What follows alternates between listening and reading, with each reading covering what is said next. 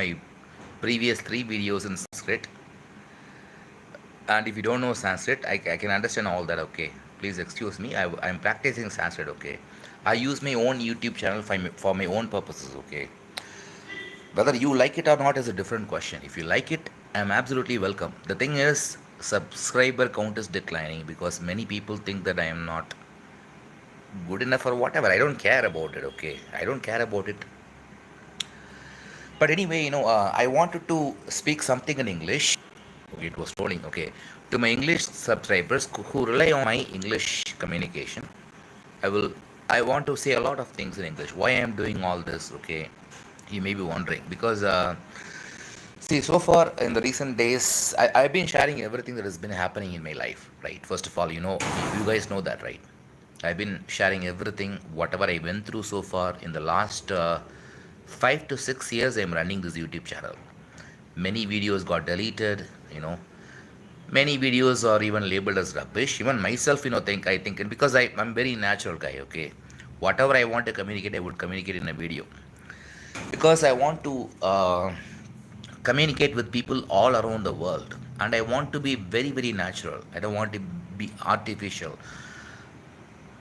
Even in the beginning, when I started this YouTube channel, I was very natural. Sometimes I used to give speeches without even wearing a shirt. Okay, so I don't think it is inappropriate, by the way, because yeah, I don't want to get into that anyway.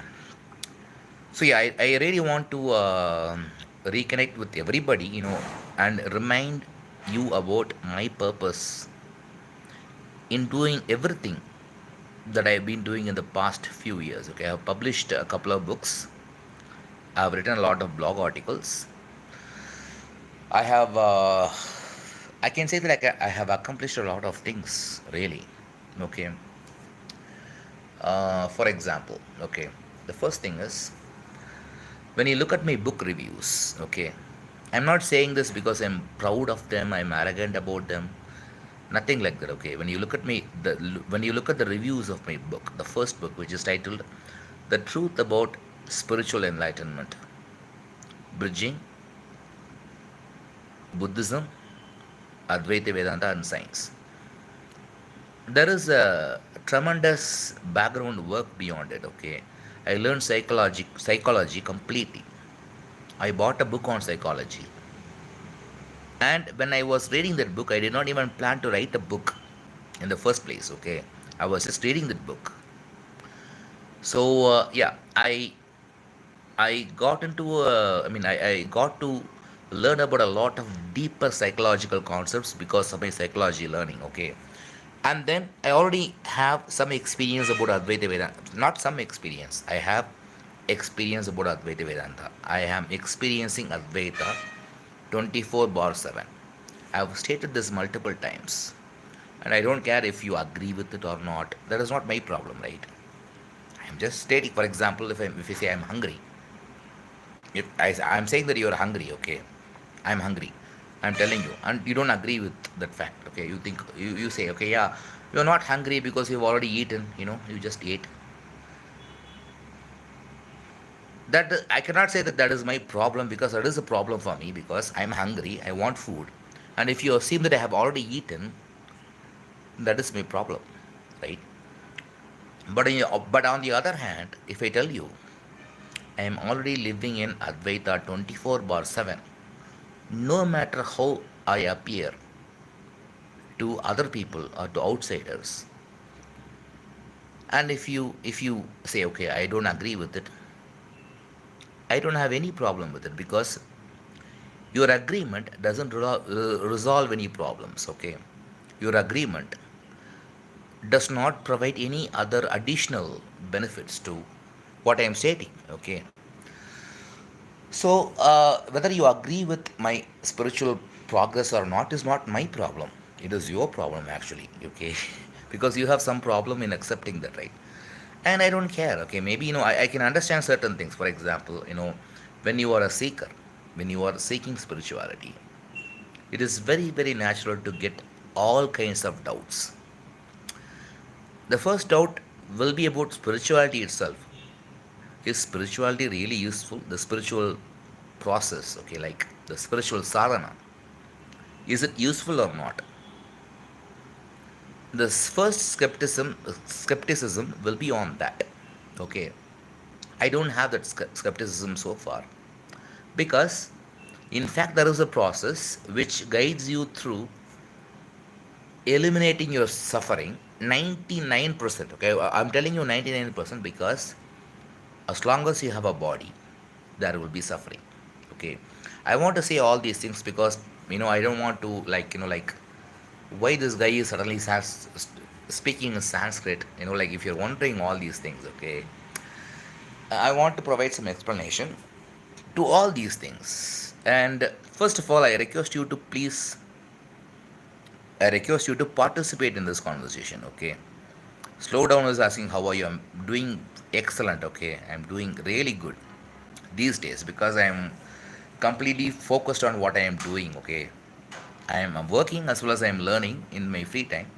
So I don't have any other issues, any other desires, nothing like that. My life is going beautiful. This is the fruit of spiritual enlightenment. But in all these years, I learned one thing. Okay, even if you are spiritually enlightened, even if you have Atmajnana, still sometimes you can get disturbed because of your own prarabdha karma. The prarabdha karma is a very beautiful word actually. Okay, prarabdha karma. It sounds like a technical term. It sounds like a bookish term. Somebody even I all sometimes like when people interact with me, lot of people contact me, lot of people speak with me, and when I mention this prarabdha karma, some people say, okay, prarabdha karma. Okay, that sounds like a technical term. Like it is like especially these Isha people. Okay, the people from Sadhguru Jagi Vasudev. I also made videos recently about it. Okay, I will tell you one thing. Okay, before I continue with this prarabdha karma thing, which is very very real. Okay, before that I will tell you one thing. In my experience, I have discovered one thing very very clearly. Okay, how people misuse spirituality to their own advantage. Lot of people out there because spirituality is a very very, what do you call it, is a very very, no matter what word that I use. For example, I wanted to use complicated. Okay, spirituality is complicated. Some people will say spirituality is simple. So okay, somebody is trying to divert the conversation to why Viji was killed. Okay, let me figure out a way. Okay, this person is asking me to explain why Vijay was killed because maybe he is curious about my criticism about Jaggi Vasudev. I would never call him a Sadguru. Never ever call him a Sadguru. Okay, he is a shame for Indian tradition. He is a shame for Hinduism. Shame for Hinduism, and it is very very disgusting. In a very not, I wouldn't even use the term disgust. Rather, I would use the term pain. Okay, it is painful to see that these Hindu people. Okay, you think that Jaggi Vasudev is representing Hinduism, right?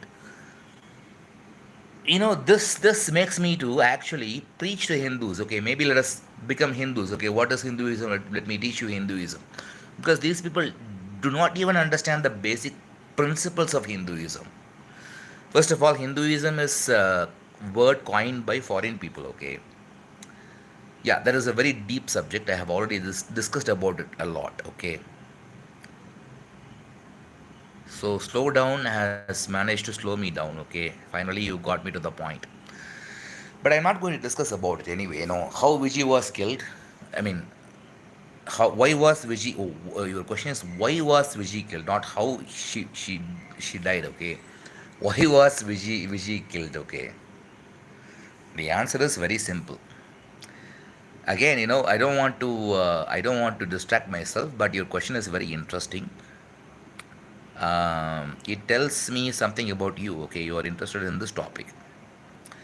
Since there are no other comments, because I have an exception. Okay, when I am talking about something, if I do not have any comments, I will speak something based on the first comment that I receive, and you are the first person who commented because in yesterday's video or day before, yeah, couple of days before somebody commented, okay, when you pick up a topic, you don't stick to the topic.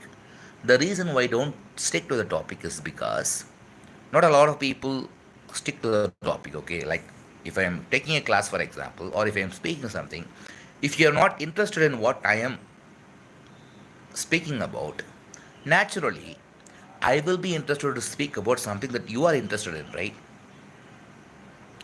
I asked only because you mentioned Sadhguru, bro. I know he is a fraud. Yeah, he is a fraud. Okay. So your question is, why was Vijay killed?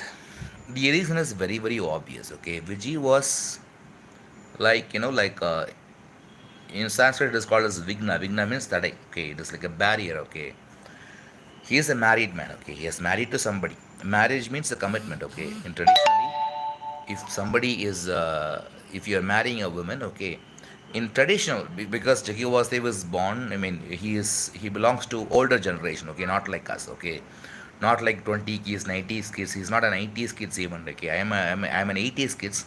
Okay, 80s kid. He's not even an 80s kid. Okay, I think he's born way before me. Okay, he is 20 years older than me, I believe. So those days tradition was very very important. So Vijay is falling in love with Jaggi, right? And if Jaggi wants to expand his empire, Vijay will be a barrier, right? So somehow she has to be finished because Jaggi is getting a lot of power, lot of influence, and this one person, Vijay, who is married, okay, to him, is a barrier because this